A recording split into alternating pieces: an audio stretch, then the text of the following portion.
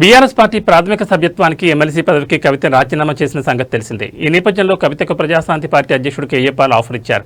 ప్రజాశాంతి పార్టీలో కవితను ఆహ్వానించారు. కవితను పార్టీలోకి ఆహ్వానిస్తూ ఆయన ఓ వీడియోను విడుదల చేశారు. కేసీఆర్ కూతురు కవితను బీఆర్ఎస్ నుంచి సస్పెండ్ చేశారు. బీసీల కోసం పోరాడతానని కవిత చెప్తోంది. కవిత నిజంగా నీవు బీసీల కోసం పోరాడాలంటే ఇప్పుడు బీసీల కోసం ఉన్న ఏకైక పార్టీ ప్రజాశాంతి పార్టీ. ప్రజాశాంతి పార్టీతో చేయి కలుపు. నువ్వు బీజేపీ పంపిన బాణం కాదని రుజువు చేసుకో. బీజేపీ బ్రాహ్మణుల పార్టీ, కాంగ్రెస్ రెడ్ల పార్టీ. దొరసానివైన నిన్ను ప్రజలు నమ్మాలంటే గద్దరన చేరిన పార్టీ ప్రజాశాంతి పార్టీలో చేరు. ప్రజాశాంతి పార్టీలోకి రా. జూబ్లీహిల్స్లో పోరాడదాం, రుజువు చేసుకుందాం, అందరి మనసులు గెలుచుకుందామంటూ కవితను కేఏ పాల్ ఆహ్వానించారు. రామచంద్రరావు గారు ఆర్ఎస్ఎస్ బ్రాహ్మణుల పార్టీ అంటున్నారు. కాంగ్రెస్ 12 ముఖ్యమంత్రులు చేసిన రెడ్ల పార్టీ అని తెలుసు.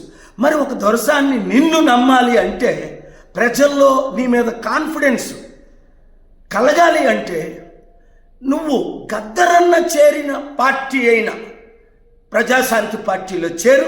రా, జూబ్లీహిల్స్లో పోరాడదాం, రుజువు చేసుకుందాం, అందరి మనసుల్ని వించేద్దాం. కేసీఆర్ గారి కూతురు కవితను బీఆర్ఎస్ పార్టీ నుంచి సస్పెండ్ చేశారు.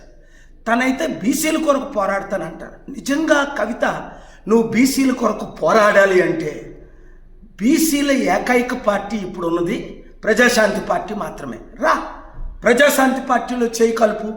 నువ్వు బీజేపీ పంపిన బాణము కాదని రుజువు చేసుకో. బీజేపీ రామచంద్రరావు గారు ఆర్ఎస్ఎస్ బ్రాహ్మణుల పార్టీ అంటున్నారు. కాంగ్రెస్ 12 ముఖ్యమంత్రులు చేసిన రెడ్ల పార్టీ అని తెలుసు. మరి ఒక దొరసాన్ని నిన్ను నమ్మాలి అంటే, ప్రజల్లో నీ మీద కాన్ఫిడెన్స్ కలగాలి అంటే, నువ్వు గద్దరన్న చేరిన పార్టీ అయిన ప్రజాశాంతి పార్టీలో చేరు. రా, జూబ్లీహిల్స్లో పోరాడదాం, రుజువు చేసుకుందాం,